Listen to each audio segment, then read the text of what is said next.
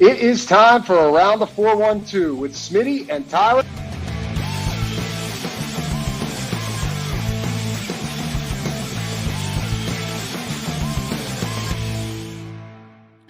Welcome back to another episode of Around the 412. I am Tyler. With me, as always, is my co-host, Smitty. Be sure to follow us on all of our social medias at Around the 412. And if you're not watching the show over on YouTube already, check it out. Hit the notification bell. Subscribe to the channel so you never miss a video. Also, when we go live every Saturday morning for Steelers Saturday Sit Down, previewing the upcoming matchup for the Steelers. And also, we post all of our Steelers episodes, Penguins episodes, Pirates episodes whenever we do them. We're out of season, so we probably won't see one of those until at least January, I would imagine. But never want to miss a video, so hit the notification bell. What you think we're going to record a Pirates episode? No. I was just say there probably wasn't going to be a different place to work this in. Derek Shelton, the new manager of the Minnesota Twins, just announced a little bit before we start recording. So there you go. There's the Pirates episode for the rest of the year. Okay. Yeah. So check us out on YouTube. And if you are not yet, go follow us where you listen to the podcast as well, whether that's Spotify, Apple Podcast, or wherever you find your podcast. We are going to be there. So follow us, leave a 5-star review. Helps us out a lot. On Spotify, you can also leave comments. If you want to ask any questions in the comments on the episodes on Spotify, you can do that as well. Or just let us know what you like, what you're hearing. Also, check out the description of the show. We have all the links to our great sponsors, as well as Year 8, Rocking Around the 412. It's our Christmas fundraiser. It's our baby. Everything that we do towards the end of the year. It's the favorite thing that we do every single year. We help provide children in the local 724-412 area codes the Christmas that they have always deserved. Been able to do that. Again, this is Year 8. Over 200 kids so far, if you're including this year as well. But we want to continue to grow that number too. Somebody has more to say. Massive update, so I'll let him take over. Yeah, because you didn't even know this. Curious to your reaction. I don't remember what the number was at specifically for this year, the last time that we talked. But Kaylee got an update from Isla's school today, and they need 50 tags themselves. Holy crap! And then with the money that we have so far as well, I mean, yeah, like this year already, we're probably going to be at because here's the thing, and we throw this out there so that you guys, if you know a family, can reach out. I have yet to find an individual family to be a part of this thing. So just throwing that out there. If you are one, please feel free to reach out and we'll see what we can do. But there's a chance that it's just, there's a chance that this is just exclusively through the Salvation Army this year. And if that's the case, that's completely fine. We love doing that. But if that's the case, I mean, we're going to have, I don't know how many tags, but we have 50 just through, we had 177 before this year. I know based off the last update that I knew about, we were over 200, and now we have 50 more on top of that. Right? So, yeah. Yeah, wow. All right. That's pretty awesome. So, I mean, we have the GoFundMe link down below if you wanted to donate there. Typically, the GoFundMe money goes to the individual families that Smitty was talking about, where either they get nominated by somebody else, or if your family could use this help this time of year, reach out to us and let us know. But more information is at the GoFundMe. You can learn about it there. You can also donate directly to Smitty or I directly. And everybody that donates, whether they're involved with the Angel Tree tags or the Salvation Army or donating to us directly, they are able to be eligible for some prizes that we're going to be giving away whenever this is all wrapped up as well. I'm going to say this too, and I hope that the comments don't get weird about this and try to turn it into something that it's not. This is not meant to talk about politics or the government or anything like that. But I know that there are people that maybe aren't always in a bad position that currently are because of the government shutdown. And maybe they need assistance this year that wouldn't in other years, even if it's for because I've thought about this, we can have a conversation about this. Maybe we could use funds, to help out with food banks as well, or do something with food because of how many people currently don't have their SNAP benefits and stuff like that. So it got my mind going, with other people that are struggling this year that maybe in a traditional year wouldn't, but are because of the unique nature to this and what's going on right now in the climate that's going on with the government shutdown. Again, it's not a political thing. I don't think it's politics to feel like people shouldn't be starving. So, if you need help for that reason as well, certainly feel free to reach out and we can make that part of this year's Christmas mission. Yeah, absolutely. But yeah, this is a Steelers show, not to We hope that the Steelers or that this Christmas mission goes better than what the Steelers defense is going like. Because if that's the case, then we're in for a rough holiday season. I saw people making jokes. I just mentioned the government shutdown thing, and Vince Williams jokingly said, like, for some reason, like Lime is Swede he tweeted whose fault is the government shutdown, and then he replied to himself. It just said Lime is Swede, but like a lot of people were saying Mike Tomlin and stuff, and then somebody was replying to them and said, no, he wishes he could stop something or something like that. So it actually turned into something pretty funny. Obviously, the actual situation is not, but a lot of jokes being made about it. Yeah. What can we say about the Steelers defense that has not already been said? I think the most troubling part about this, other than the fact that they clearly don't have answers to what's going on, and they're going to continue to try to. You mean stopping the run wasn't an answer? Well, yeah, because they were able to do that. Held the Packers under 100 rushing yards and a really good running back, and Josh Jacobs wasn't even the guy that that led the Packers backfield in rushing. It was Elijah Wilson. So. They held the Packers run game down for the most part, and that wasn't it. So now Tomlin's going to the splash plays, like one or two big plays in the passing game being the reason, not the fact that they can just get gashed through the middle at will, whoever. I mean, we knew Tucker Kraft was going to be a problem in this one. Friend of ours, you guys know, if you guys follow the draft stuff, Jake Cervenka was actually in town. And we were hanging out beforehand, and we were talking about the tight ends in this one. Thought that they would play a big role on both sides of this thing. It was really just Tucker Kraft that got going. But we highlighted that on Saturday, Steelers Saturday sit down, that we thought he was going to be where this passing game was funneled through. He's obviously a great player in general, but certainly with like Christian Watson just getting back into the fold, no Dontavian Wicks, just the way that the Steelers have not been able to defend that portion of the field. They don't have answers. They don't have answers to this, and I don't know that they're going to have answers, and we can talk about them bringing in Kyle Duggar and the different things that they can try and different people they can try in different spots. I don't know that any of it's going to work, at least to a massive degree. You're talking about trying to put a Band-Aid on a bullet wound, I think, right now with what's going on with this defense. The most concerning part about this, like let's talk about two different player examples here. One, Chuck Clark, who just physically cannot do the jobs that they were asking him to do, and that's not necessarily on him. That's more so on the coaches and honestly the roster construction, the fact that he has to be put into that spot. So that I can at least be more okay with the player in that situation then. Cases like watching Darius Slay and the effort level that he was giving on Sunday is unacceptable. Like, if you're 34 years old, you've had a great career. It's so discouraging to me. This is one of my favorite players of all time before he became a Steeler. One of my favorite DBs of all time from being in Detroit and what he was doing in Philly. One of my favorites. Watching him finish out his career this way is very, very disheartening to me because it doesn't look like he still wants to play tackle football. And if that's the case, he shouldn't have taken the $10 million. He should have rode off into the sunset after winning the Super Bowl with Philly last year because it does not look like he has any interest in playing football anymore. Juan Thornhill, I thought, had moments where he's just out to lunch.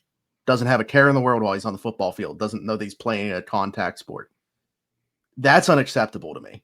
If you're just playing poorly in the case of Chuck Clark, okay, I get it. You have physical limitations. You're not capable of doing the job that you're being asked to do. If you're not even trying to do the job that you're being asked to do, in the case of those other two guys, that's unacceptable. And it's why we should see less of Juan Thornhill on Sunday. And to be quite honest with you, this isn't the first time this year we've talked about this with Darius Slay. I'm maybe a bit irrational when it comes to these things. I wouldn't give him a helmet on Sunday against Indianapolis. You just got Corey Trice back into the fold. I'm starting either Brandon Echols, James Pierre, or Corey Trice on the outside. If it's not Echols, then he can play inside, and you have Ramsey playing a lot at safety, whatever it might be. If I'm the one calling the shots, Darius Slay does not have a helmet on Sunday. I don't expect that to happen. It's what I would do. What I saw this past Sunday, going back and watching it, I thought it was bad live. Going back and watching it, made my stomach turn. This dude has no interest in playing football anymore. It's bad. It's all bad. And individually, like you're talking about, Darius Slay, the effort that he's put in, like we knew early on this season that he was not willing to tackle. We could see that. And then the effort on the outside, just not even just tackling, but I feel like even in like man coverage is not there. And that's partially why they're so bad at it. And Juan Thornhill looks lost at times at the safety position. Chuck Clark, you mentioned, like, he has the limited abilities of what he's able to do. Like, fine box safety, but anything with coverage is just not there. And I don't know what the fix is, because I saw some people saying that maybe the reason Tomlin said that the stopping the run game and really figuring out the run defense is the reason why the secondary was bad, which, first off, I don't really That's think not we where I thought you really would go with that. Yeah. well, I don't think we emphasize that enough, how just like backwards that mentality is. I think that makes no sense. But also, this secondary, maybe there's just no fix to it, like you're alluding to. Yeah. And I saw people saying that maybe Tomlin is saying that because he does not have a fix for this secondary. Because I came away after Sunday night looking at this secondary and really trying to figure out where they could change something. But you have a personnel who is not skilled enough, not aged enough. Well, by age, I mean they're too old. They're not good enough anymore to play man coverage more than they are. And they are not disciplined enough and not giving enough effort to play zone better than they are. And those are your two options. You're either playing man or zone. Otherwise, you're not on the football field. I don't know what to do as far as the secondary goes to make them better. They went out and got Kyle Duggar. That's great. I don't know that he's magically going to change anything on the secondary. I don't even know how much he's going to play right away. Well, and let's talk about the reason that they had to go and get Kyle Duggar, because you're going to be without Deshaun Elliott for you just lost your best tackler for a secondary that doesn't want to tackle. Mm-hmm. Yeah. I don't know where the fix is, because you are not good at zone or man. You're not willing to play either for some of these players. And I don't really think it matters unless you completely overhauled the personnel, which obviously midseason you can't do. But they have built a secondary that is inept to playing football. They are bad at playing football. And it is glaring, and it shows, and there's no fix. The big plays, stopping the run, that's just a bunch of filler from Mike Tomlin.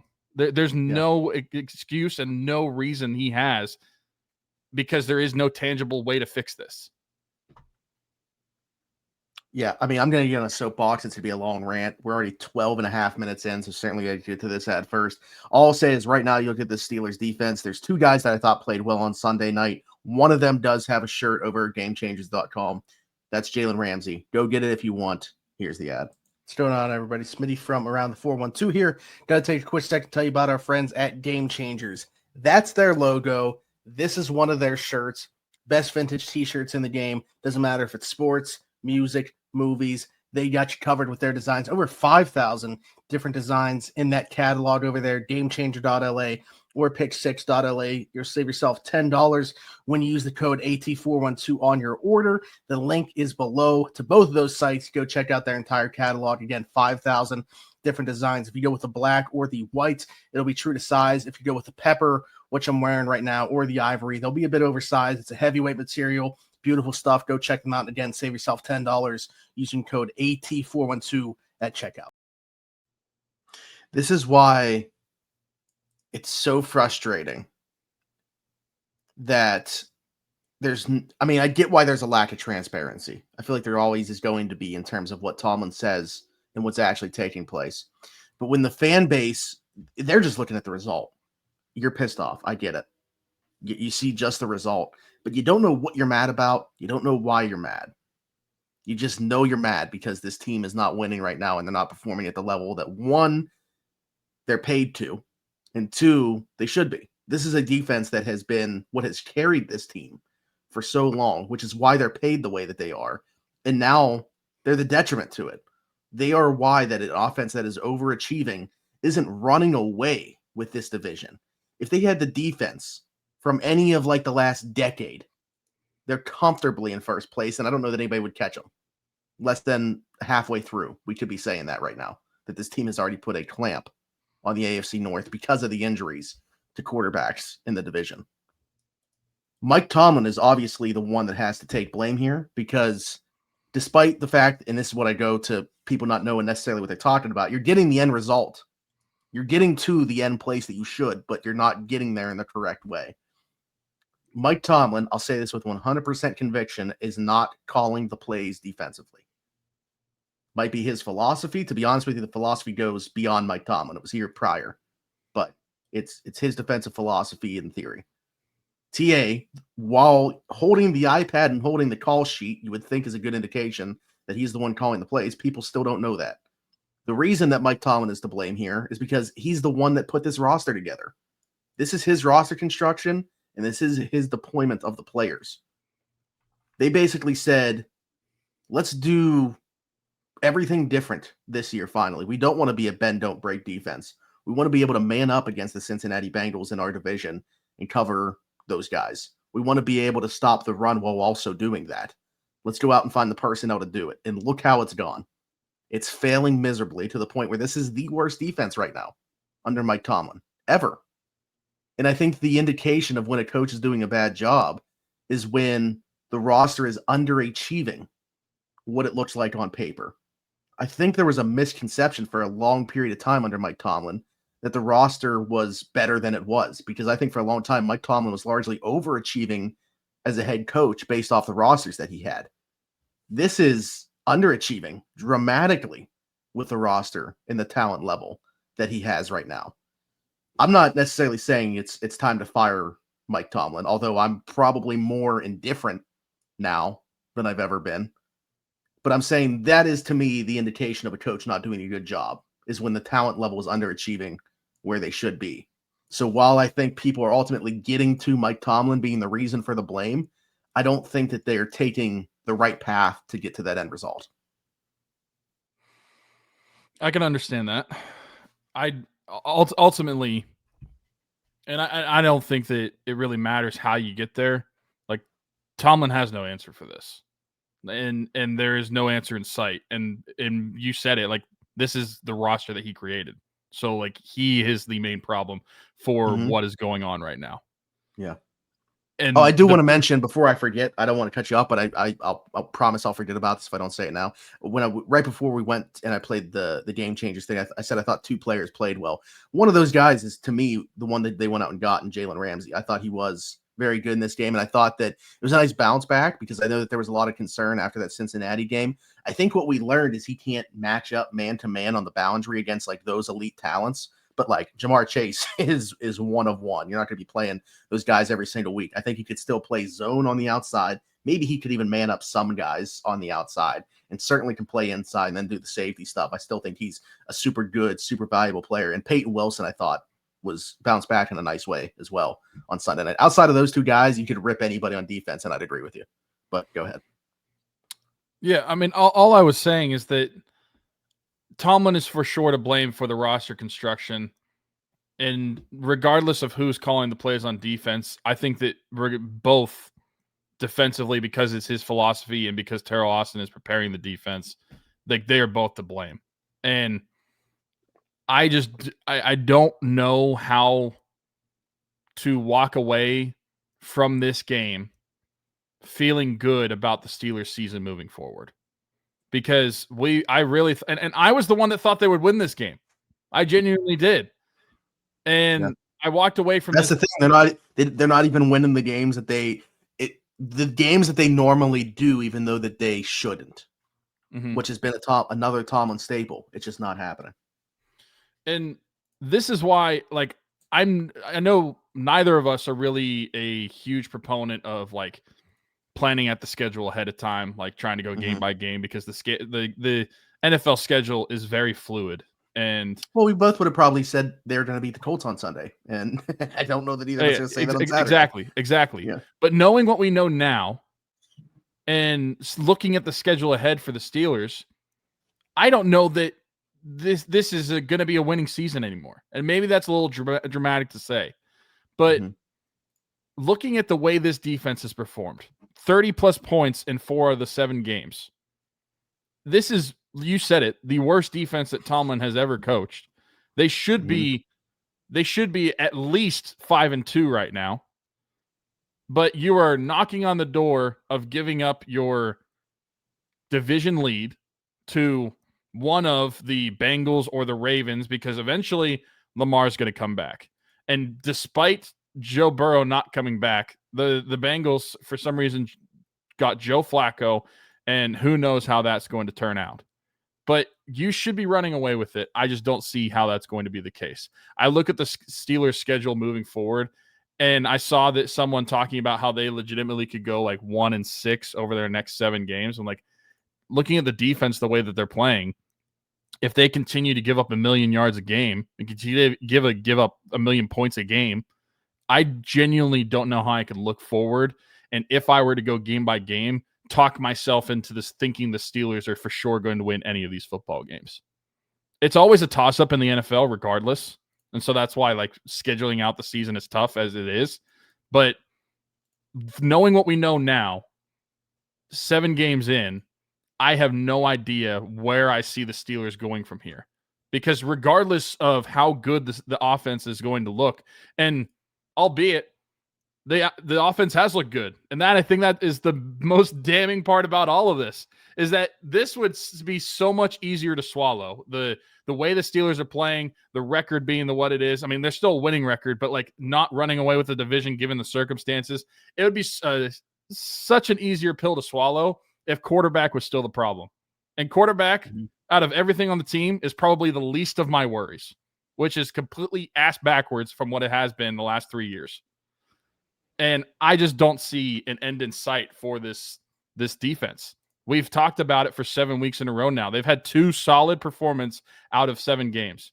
Everything else, they've been questionable, and I just don't see how the changes are going to be coming. The personnel, despite the one change with Kyle Duggar coming in, I don't see how that's going to make that drastic of an impact from a scheme standpoint. Like I said, I don't think that they're talented enough to play man anymore, which is what a lot of these outside corners are supposed to be doing. And then I don't think that they're disciplined or willing enough to play a solid zone anymore. And that's why I just think that the defense is almost doomed. And now it's almost the opposite of what we were used to, where we're hoping that the defense is keeping it close and that the offense can just score enough. We're almost hoping the opposite now, where we're hoping the offense is going to be able to keep up in some of these games, because looking at some of the teams that play ahead, they're probably going to have to be in shootouts if they're going to win some of these football games. Just this upcoming week against the Colts. The Colts have been massacring teams. I am not looking forward to what seeing Danny Dimes is going to do on Sunday. They have the 8th highest offensive success rate this century. Not year, not over a 5-year span, not over the decade, century. In the last 25 years, they have the 8th highest success rate right now on offense. They might put up 50 on Sunday. That's funny. That's the exact number Faribaugh said to me when he told me about that. He's actually the one that shot. I should have given him credit for even telling me about the success rate thing, because he's the one that shot me that text. Can we talk about the most discouraging part about this defense? Neither one of us is. We haven't even got to it yet. No, and I don't. Maybe it flew under the radar. Did you hear what Cam Hayward had to say following the game? I probably didn't pay attention. Basically about like guys checking out and a lack of effort. We talked about it with Darius Slay and Juan Thornhill at times. Tomlin echoed the same thing and said it was basically 2 big plays and felt like they mentally didn't rebound from that. You're talking about guys that largely vets on that side of the ball. Derek Harmon is the only rookie playing a significant amount on that side of the ball. Who are we talking about that a couple of plays takes them out of the game and they're not able to recover from? These are pros. These are vets. Where the entire selling point with Mike Tomlin has been about being able to flip the page and move on to the next play. This is what I'm talking about in terms of like there being cracks in this foundation that just have not been there before with Mike Tomlin teams. So people that want to say it's been the same thing, no, it hasn't. You might have wanted to fire Mike Tomlin in the past. It has not been like this. I promise you. People that are optimists think that I'm a pessimist. People that are pessimists think that I'm an optimist. It's because I just say what I see. And I feel like I'm telling the truth. But that's what happens when you fall in the middle, where I'm at right now, and just trying to be completely unbiased. This is the worst I've felt about a team that's coached by Mike Tomlin, because they are drastically playing under where I feel like their talent level is. I'm questioning effort. I'm questioning if these guys are mentally staying in games now. Like, what are we talking about? This is the Pittsburgh Steelers, and we're having these conversations. These have not been conversations that we've been having before. I promise you. Never. This type of stuff, at least. Yeah, we've lost games that we shouldn't have lost before. Yes, you might have felt like we've underachieved, even though go and look at the rosters that we're talking about and like what other than yes, they should have beaten the Jaguars in the playoffs in 2017. And yeah, they probably should have beat the Browns during the COVID year. You talked about these playoff droughts. What other games within that should they have won within that they were not massive underdogs in? This is a completely different thing. This to me is really like where you can start to build a case to move on, because I think it's completely fair to question these things. And I think it's completely fair now to question whether this is the best ecosystem to drop a new quarterback into and try to build that thing out.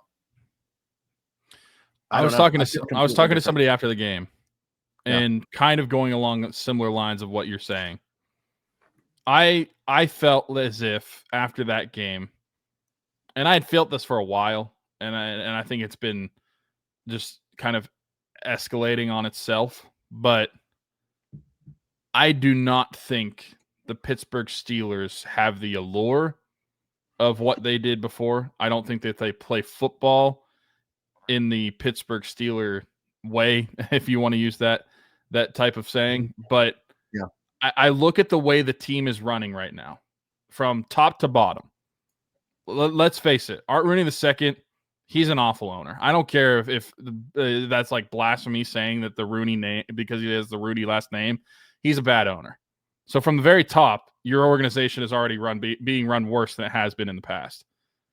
Mike Tomlin, like you're saying, this is arguably one of the best worst defenses that he's ever had, worst coaching efforts that he's ever had.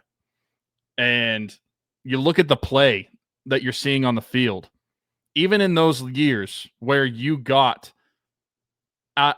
minimal effort out of a lesser roster, what you were saying earlier, how Tomlin has like overachieved. Like, look at some of those defenses that you got out of the mid 2000s, that Killer B era. The reason the Steelers were good then is because of the offense. The defense personnel was awful, at least when you're comparing it to nowadays. Yeah. Right. You're not getting that anymore. You're not getting that Steeler effort into the. I don't think that anybody fears playing the Steelers. I don't think the Steelers are a desirable, and maybe it is from a player standpoint. I don't know. I'm not a player. But as a fan, I would not view the Steelers as a desirable location to want to play. I just think the whole, I mean, and take this word for what you will, but I don't really know a better word to say. The whole aura around what the Pittsburgh Steelers have been throughout time, throughout the NFL history, I feel like is diminishing, and I think it's gone. And I think that it is top to bottom effort in diminishing that whole thing surrounding the Steelers, because you're not seeing that Steeler way on the field. You're seeing lack of effort defensively. You're seeing just really bad play, but you're also seeing poor coaching. You're also seeing poor ownership. It's and like you're saying, I think this is all is adding into what you're saying, where like if you're building a case to completely cut ties, go clean, and get rid of Mike Tomlin, this is probably the most likely time to ever do it that you're ever going to have moving forward. This looks like it's getting closer to that time, because now you've had like Steeler fans saying to get rid of Tomlin for a long time. Like that's just the way Steeler fans are. There's a ton of people that defend him, a ton of people that attack him. I feel like more often than not, now people are on the side against Mike Tomlin. But also now you're having legitimate like national pundits talking about how the Steelers might be needing a coaching change, when nationally Mike Tomlin is generally viewed as one of the most liked coaches in the NFL. But that's also where you're getting to, is where that's becoming a conversation. And I think that is probably the sound cue of this is a problem, and it needs to be seriously looked at by the organization if this is going to change. Like, I know that typically if someone has one losing season, that is not the reason to fire them, especially whenever you've had none. But yeah, well, to me, it's still not what it's based off of. I don't think this is based off of that, but I do think that because of the results speaking to that, looking at what the roster says you probably should have had, and the way it was built, knowing that Tomlin's the guy that built it. If the Steelers have a losing season this year, I would have a hard time getting myself into thinking that he and this staff should be back. I really think that the Steelers should just be cleaning the slate. And I am very negative about this team moving forward this year. Because I don't see the change. I don't see the positivity. And I honestly came away from that Packers game kind of demoralized, especially because I felt like Packers fans, and you could probably speak to this a little bit more than I do, but I felt like Packers fans were taking over that stadium through my TV, hearing "Go Pack, Go" chants. It was loud whenever the Steelers defense or offense was on the field. Yeah, they were on a silent count. Yeah, I don't understand how, Steeler fans, why do you let that happen? Why are you selling your tickets? I actually got into a fight with somebody. Not physically, but. And why are you selling your tickets like that, Steeler fans? Yeah. You're supposed to be such great fans. Sorry, Smitty. I know you're a season ticket holder too, but also, I mean, I agree. I think that goes like fan base is in the same place as the organization. We're like the allure of what we are, and that's why I think top to bottom. And I went through it. It's the entire thing's dead to me. It's just dead, and I just don't see us in sight where it's going to get better. Gonna play another ad and then we'll come back because I feel like this could go on for a while as well. But I mean, easy to say right now. Clearly, whatever they're doing isn't working. It's not making the cut.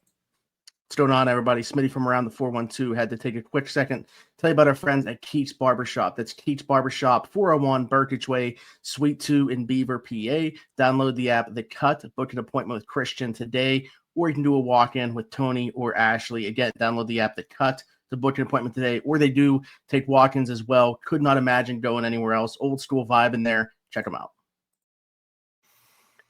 I think the fan base largely falls into everything that we're talking about with the organization. I hesitate to blame the fan base because you see, like, as Pirate fans, what that has done to us in losing interest and stuff like that. In the case of the Steelers, though, I don't know. I think it'd be kind of ridiculous to say that they're at that point. But you do become spoiled, I think, and that's a tough word to use when you haven't won a Super Bowl or even won a playoff game in so long. But every game that we've watched since, I don't know, throw out a year has meant something. Like, they've been competitive until the very end. If they haven't made the playoffs, it's been getting eliminated in the last week of the season. And so I can appreciate that while I understand that is not attaining the goal. I texted somebody that has season tickets behind me because they weren't there at the game. And I was just like, and it was Packers fans in their seats. And I was like, what's this about? And like, I started off joking around, but I legitimately got upset about this. They replied and said that they were able to sell their tickets for $500 a piece. And I'm like, this is the biggest game of the year in my mind. We're on Sunday Night Football, wearing the throwbacks, and your thought process was, I can make money off these tickets, and that's it. Like, that's where your mind went to. Like, this is just not, to me, the way that it should be. I also hesitate to tell people what they should and shouldn't do. When has that ever happened, though, with Steelers fans? Like, just very demoralizing to see the amount of Packers fans that were there post-game, even. You know, we're on the field, and they're still doing the Sunday Night Football thing in, like, the one corner on the other side of the field in the end zone. And it's just Packers fans chanting, "Go Pack, go," while we're on the field with players of this team that are listening to fans of the opposing team chant this. The Steelers got beat on the field on Sunday night. We got manhandled as fans off the field as well. They took over. It, like, despite the result, that was going to happen. Like, in the fan base, the amount of people from each side is determined before that game starts. I don't know what the split was, but that's as much as I've seen, like, even including the Cowboys last year on Sunday Night Football. This was more. 49ers, really good showing, 23 opener. This was more. I mean, it sounded loud enough through the TV where it was clear as day, "Go Pack, go" chants. Clear as day, the offense. Like, God, it sounded like they were on defense. but it was the Steelers were on offense. Had to go on a silent count at home. Like, that's absolutely ridiculous. I'd say the split, at least from like pictures I saw of the stadium, like it was like had to be close to at least 30% Packers fans. Like, it was crazy to me that I actually said to somebody, like, is this what other opposing fans feel like whenever they play the Steelers?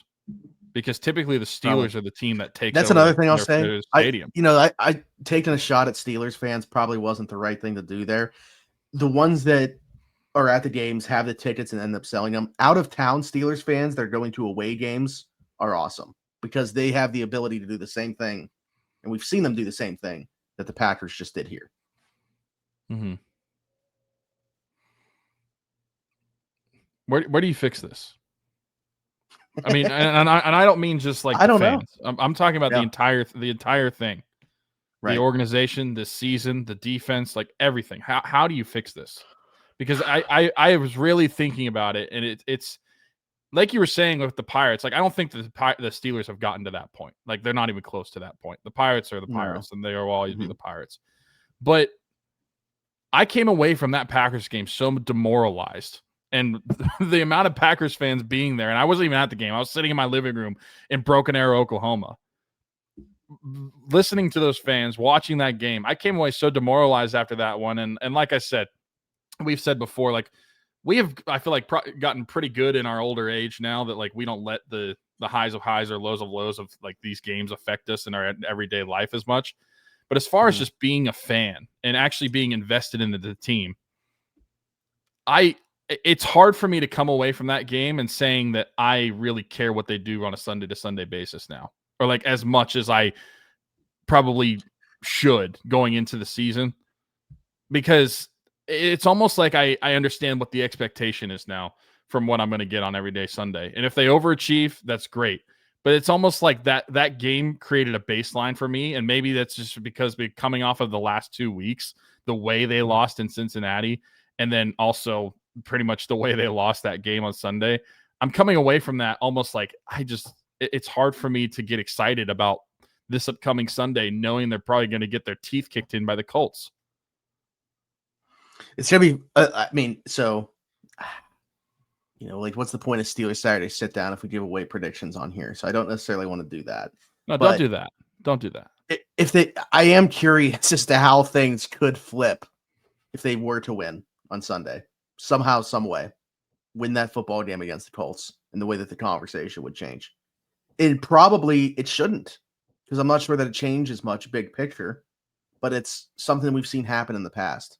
Maybe this team's not capable of doing that, pulling the rabbit out of the hat like we've seen teams do in the past under Mike Tomlin. But it's a game that, much like the Packers, we said going into that one, no business winning, but they have done it quite a bit, winning those types of games. I mean, I hear everything that you're saying. To be honest with you, the Cincinnati one made me feel like this is just going to be what this is defensively. The Packers really didn't change much for me, other than the fact that you lost to Sean Elliott, which changes a whole bunch. But to be honest with you, outlook for the season, I still think that this is going to be a team that wins 9 or 10 games. And I might be in the minority with that. I just think that the offense is going to make up at least somewhat for where the defense isn't, and they're going to end up getting that end result.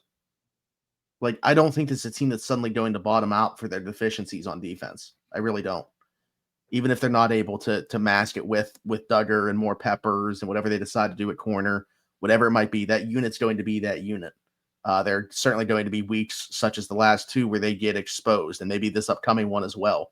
But there's also going to be matchups where they're not facing that type of team that can expose that. So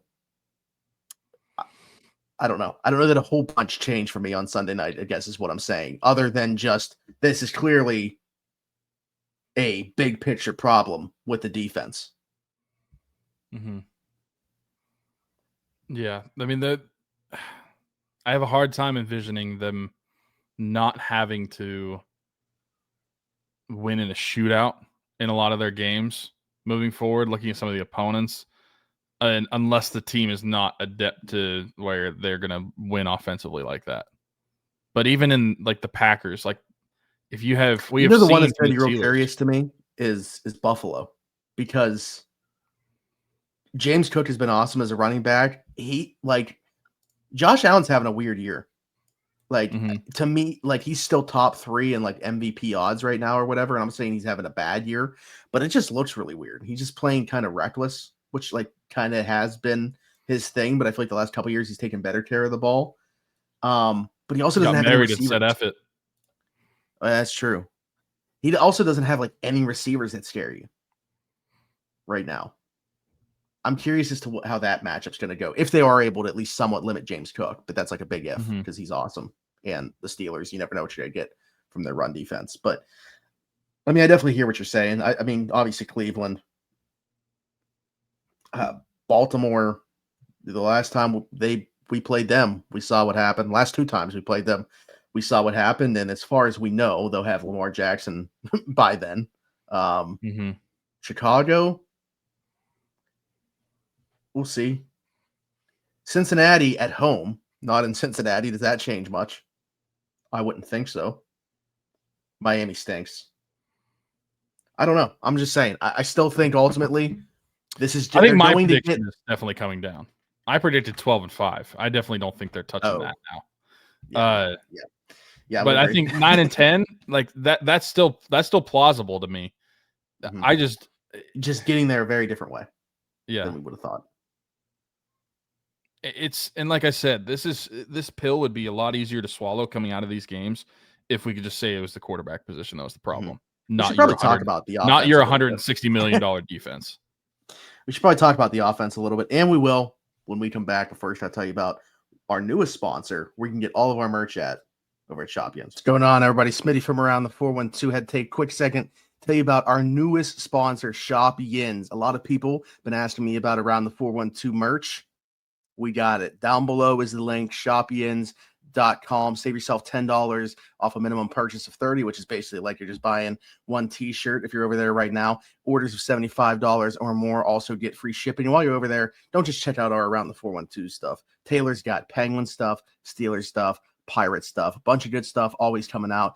Hoodies, I'm actually rocking mine right now. T-shirts, hats, stickers, flags. He's got a bunch of stuff, koozies going on over there right now. Go check all of it out. We appreciate the support that you guys have given us. We appreciate our guy Taylor. Go check it out, shopyins.com. What a terrible way to do that by me. I just realized, like, basically just said here, age terribly and make me have to record another one. Like, then the moment that we get another sponsor, that can't be good anymore because I said our newest sponsor at the beginning. So that's on me. But shout out to Taylor, shout out to Shop Yins. Go get yourself something over there. We didn't talk about the offense at all, and I think that that's wrong because I don't think that they were like necessarily great in this one. But I didn't think Aaron was bad. You got a little bit of a breakout game from Roman Wilson right off the bat. They weren't why they lost. Yeah. Roman Wilson makes a nice play very early in the game and then also comes down with his first touchdown. A very odd first touchdown to have as well, where they have to like look at it again. And but I thought he played pretty well. And let's talk about it. I mean, honestly, if you were going to say that this season was not going to go well, if everything was going to go south, but you felt good about the offensive line going into 2026, I think I would take that. I think the offensive line continues to go in the right direction. And this wasn't Cincinnati that they faced this week. This is a very good Green Bay Packers defense. And yes, Aaron took 3 sacks. I'm going to put emphasis on that. Aaron took 3 sacks. He held onto the ball way too long in all of those. I don't think any of them you can really, maybe one, you can attribute to the offensive line in front of him. I thought they were really good on Sunday night against a tough assignment. Offense, certainly not the reason that they lost. If they scored 25 points in most weeks with that defense, you would think coming into the season that they would have won. So while they weren't great, in my opinion, they were good. They were good enough. Aaron continues to be fine. Again, breakout from Roman Wilson. Most importantly, that offensive line, I think, is going in the right direction yet again. Yeah, I thought they were good. And I thought that coming out of that game, I agree with where Aaron probably, at least on a couple of those sacks, probably held on to the ball a little too long, didn't hit his first read, and then just kind of held on to it. And I do think that they're improving, and that's something that we talked about where you want to see this week to week, where the offensive line is improving, especially a guy like Broderick Jones. I feel like he did a solid job on Sunday. And I came away from this offense looking at their rushing attack, where I thought it was pretty efficient on the night. Now, obviously, the total number doesn't really say that because they only have 93 rushing yards on the game. But if you look at what Kenneth Gainwell and what Jalen Warren were doing as far as an efficiency standpoint, I thought that they ran the ball fairly well against a very stout rush defense with Green Bay. And then, overall, like, Aaron wasn't perfect, but he is I'm not walking away from these games thinking the quarterback position is why we're losing. The offensive effort was enough to win you this game, and I think that's where we got to look at it from that standpoint. We come out of this game and the offense did enough to win, but the defense wasn't able to get the ball done on the other side. What? They are winning by 9 points at half. It's not a double-digit lead, but it's a 2-possession lead. Yeah. They come out of the half and they run the ball once before they find themselves trailing by 2 possessions, 10 points.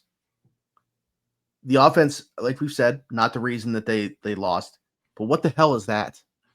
Like, that, for the reason, that's supposed to be the identity of this team. Jalen Warren is, I hate when people say, and it's not close, but he's their best offensive player, and it's not close, in my opinion. What are we doing? 1 rushing attempt in the first 11 plays offensively in the second half.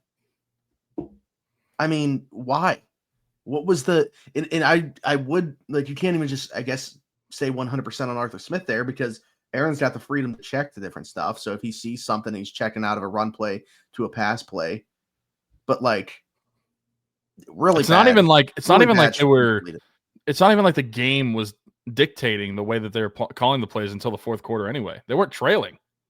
No, that's what I'm saying. You're up by 9 points at half. You run the ball once, and then in a couple possessions, you find yourself down by 10. I just, and again, this isn't, it shouldn't have to be about keeping your defense off the field to mask them, but that's how you do it. Like, you can't go 3 and out throwing the ball 3 times and not taking any clock off. This team should have 100% been running the ball more than they did, and that's been the case pretty much every week. I feel like every week they don't run the ball enough. Because, again, your best player is your running back, and they still, for whatever reason, have this reluctancy to just give him the full workload. I'm not saying you can't mix in Kenneth Gainwell. Hell, I think they should be mixing in Caleb Johnson a little bit. I know it's a balancing act to get him on the field with how well Jalen Warren's playing, and Kenny Gainwell's been completely fine. But you got to. That your long-term investment is there, and you're not finding anything out about him right now. Mm-hmm. So I don't know. They're not the reason that they lost, but there's certainly some things that you can nitpick at that happened in this game. I agree. One thing that I thought was fun was the Spencer Anderson catch.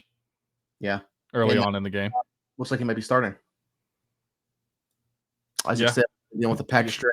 Not rolled out yet, but nope, didn't practice today. I think Spencer Anderson, good chance that he's going to start there. And I guess the trickle down effect is, what do they even do about the jumbo stuff? Do we even see it if you don't have Spencer Anderson as part of that? Do you see Calvin Anderson, or do you see Spencer Anderson maybe go out into that role when they do it and have, like, Ryan McCollum or Andrus Peat playing guard in that slot? It'll be interesting to see. I don't know. Arthur Smith loves that package. I don't know that he's going to want to go away from it quickly just because you don't have Isaac Seumalo.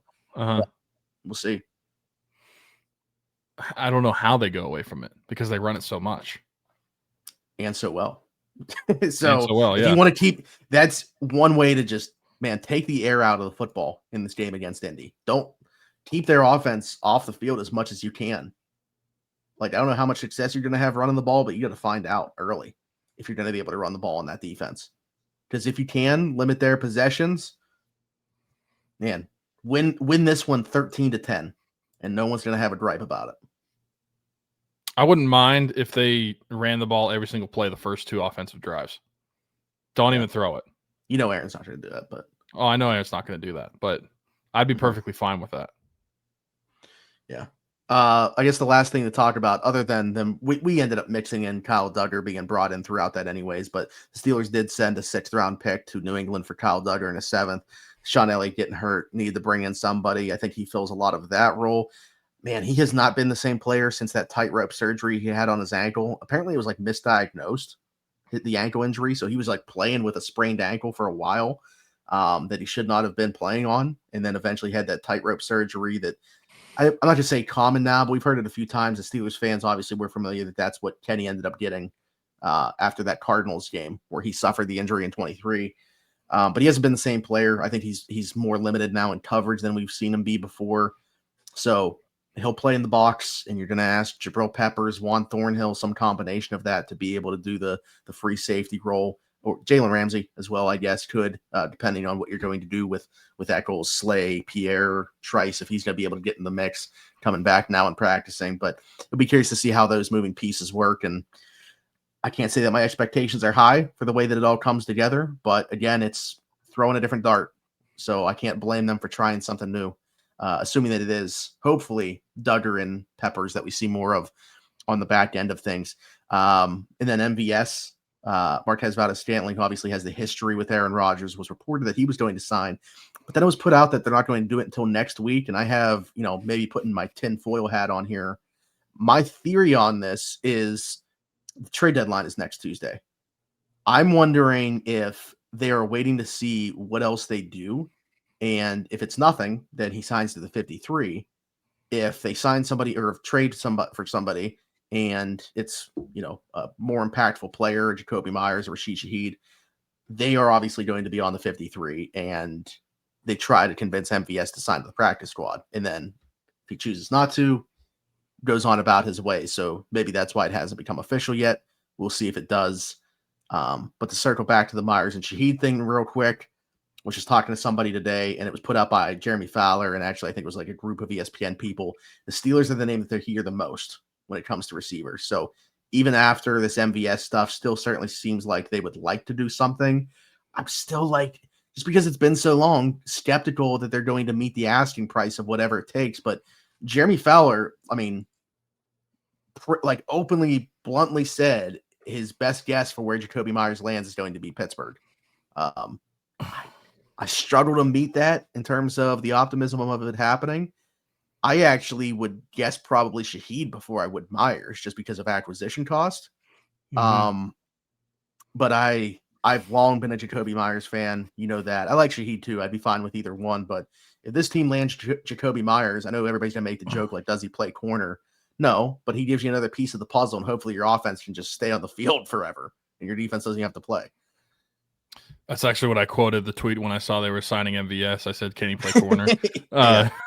But yeah, not to flip back to Duggar real quick, but I think that's part of the reason why Duggar made a lot of sense is because obviously it's a position of need with Elliott going down. We'll see how he actually plays in that secondary and what the personnel looks like moving forward. Obviously, still a better box safety, but I think would be better in coverage than Chuck Clark would be in coverage. So I'm curious to see what the safety position is going to look like in the coming weeks. But Duggar was acquired for a 6th-round pick, low acquisition cost, doesn't really mean much. Came back with them. Yeah, and so that made a ton of sense for the Steelers to do. If you're having to give up a 3 for Jacoby Myers, I don't know that the Steelers are going to be as inclined to do that. I think that they're going to hold on to their pick. But if you can get Rashid Shaheed for a 5th, then that would probably be a little more enticing as far as adding a receiver goes. So I, like you, have a hard time seeing them leading the market for Jacoby Myers. I think they're in the market. I don't know that they're leading the market and that they'll actually land him. Shaheed might be more likely if they are going to add somebody. But yeah, it does make sense why they would have MVS as almost the backup option, though. They're going to sign you, but there's still better options we might get first. So yeah. Bill Barnwell of ESPN said that the trade that he proposed for Shaheed was a 4th going to New Orleans for Shaheed and a 5th. How do you get from New Orleans asking for a 3rd-round pick to that? I got to imagine they're going to have a better offer than that on the table, in the same draft year as well. I guess I should mention that. It is a legit just pick swap. not moving a bunch of, especially because like New Orleans is terrible. Like that's to be a high fifth and a mid to low fourth. So you're not even moving that much. So yeah, I don't know. I don't see that that's going to be what the cost is. It's interesting to me. I mean, we've been talking about receivers since March of 2024, really, with a little bit of a gap that we didn't when DK Metcalf and George Pickens were both technically on the roster. Yeah, I have a hard time thinking they're going to win any bidding war. I think that there's just because there's so much smoke there, it wouldn't surprise me if they did something. I just don't like. I try to find that sweet spot. Like MVS is the type of receiver that I would have said that they were going to acquire anyway. Alan Lazard. That, I mean, that just makes no sense at this point to me. After getting it, like, yeah, makes no sense from a football standpoint, but from a name being connected to Aaron Rodgers, it makes all the sense. You know, people said like MVS doesn't make sense. I kind of disagree with that. Like, assuming that he is going, if he ends up being on the 53, like he's 6'4", and he's still very fast. Obviously, has issues dropping the ball, but like they don't have that type of receiver. And there's your primary backup if, God forbid, something does happen with DK Metcalf that could at least physically play the X. Yeah. So I mean, not that I think like MVS is a world beater by any means, and if he can get a better option, by all means do so. I mean, your option on the roster right now to fit that build is Ben Skoranek. Right. Yeah. So, I mean, by all means, keep shopping. But, like, I don't think that this is a complete nothing if he ends up being on the 53. No, I think he'd contribute on the 53, like, right away. Just because of the difference in player type he is. Probably bump Scotty Miller off the roster, to be honest. Who's dealing with a broken finger right now. And probably he said he's trying to play on Sunday. He's got, like, his ring finger and pinky on his left hand taped together. As a receiver, that's what I'm saying. As a receiver, that's very tough to do. But I think he realizes like he's the one. He's the one. Like Skoranek is too good on special teams, and everybody else's job is secure. So if this team goes and gets a receiver, he knows he's the one on the chopping block. So, but all right, good stuff. Anything else? No. Looking forward to Saturday talking about this lovely game coming up. Yeah, we were split last week on our finals. You unfortunately were correct. Yeah, very unfortunate. I was not correct with my defense scoring a touchdown. Could have been further from the truth. It was a heat check. We're hoping the defense bounced back in a big way. Instead, they just, multiplied the bad that they had been doing. So I wasn't correct with either of my offensive prediction. Aaron Rodgers got half of the touchdowns I thought he was going to, and Patrick Queen did not get an interception. Well, he only don't feel too bad. He only got like a quarter of the touchdowns that one dude predicted that was in our live chat. That's true. It was like, where are all these touchdowns coming from? Was he throwing 6, 8, 6, 7? All right, yeah, we're gonna get. That's a sign they get out of here. First, we got to tell you about our last sponsor that we have not yet. Right above Tyler right now, that's Marcelo Electric. Let's tell you about them. What's going on, everybody? Smitty from around the 412 here. Had to take a quick second to tell you about Marcelo Electric, serving Beaver, Allegheny, Lawrence, and Butler County. Whether it's residential, commercial, or service calls, our boy Brandon Marcelo's got you covered. 724-614-0611. Again, that's Marcelo Electric, 724-614-0611. The link below in the description takes you to his Facebook page. All his contact information is there, as well as a lot of the projects that he's been working on. Does great work. Couldn't recommend him enough.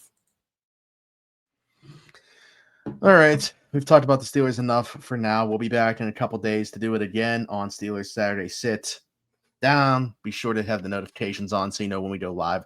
Right at about 10 a.m. Eastern. We'll see how quickly I can get up here after making my coffee. And yeah, Tyler's normally logged on, so I guess I can only blame myself. But yeah, right around 10 a.m. Eastern, we will be here. But hit that notification bell so you know exactly when that ends. Be sure to like, subscribe, and do so. Leave us a comment. Hit us with some questions, thoughts, anything that we talked about today, all that good stuff. Leave us a 5-star review and subscribe. If you're listening somewhere else, Apple, Spotify, wherever your podcast from, we are there. Just search around the 412 and you'll find us. Do the same thing on all of our socials. Feel free to hit us up over there. Whether you're watching or listening, the description has the links to all of our great sponsors that we talked about and year 8 of Rocking Around the 412, like we talked about, nearing 230 kids in total that we've taken care of through the mission.